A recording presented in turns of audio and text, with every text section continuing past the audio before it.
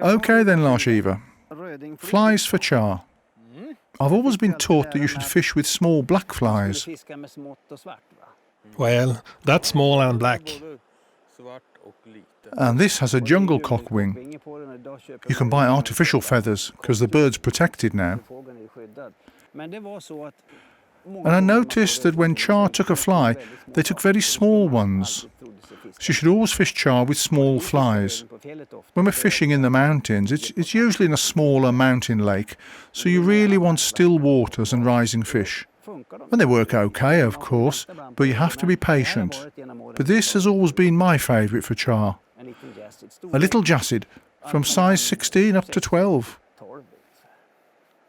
But what have you got to show us? Well, I got my favorite, which I usually use here, green Tuolja. You could even call it a hare's ear. Even though I got some olive yarn ribbed with a green-colored copper thread.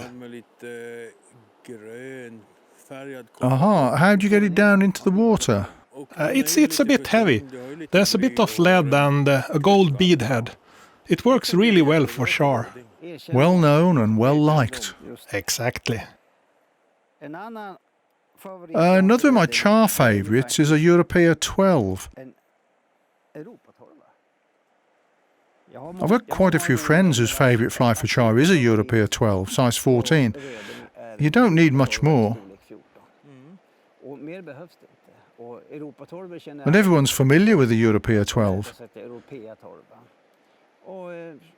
This looks small as well, but even a size 12 works well. So I think you should have that in your fly box if you want to catch char.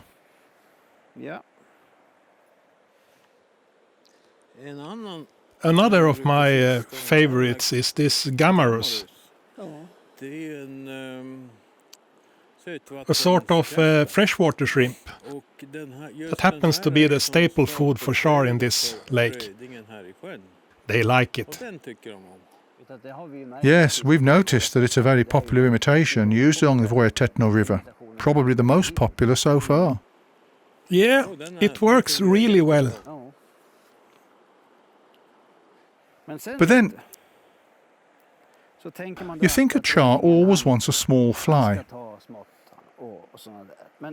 But when I was in the mountains around Kiruna, I met 4 lads from Hudiksvall, a town in central Sweden, and they'd caught a lot of really fine char, while we were using small flies and got nothing.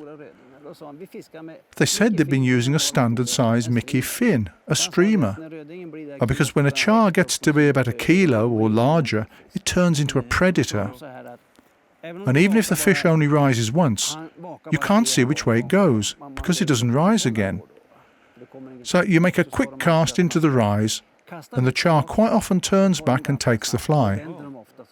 I listened to what they told me, and a few weeks later I was in the mountains and, well, I didn't land any, just lost 5. So it was good fun. I think I have to give that a try. Yes, you should, but don't make it too heavy. It should run near the surface. So now I always have it in my fly box when I'm going to the mountains to fish for char. Well, it just shows that it's not only small flies that work. Right, you can vary your flies. While we're talking about small, this is another of my favorites. Really small, a little midge. That works really well too, both here and in other waters, and for grayling as well. I can believe it. That's a bit like, well, all the flies we've looked at work for trout as well. And even Gammarus works for grayling. Absolutely. These are important things.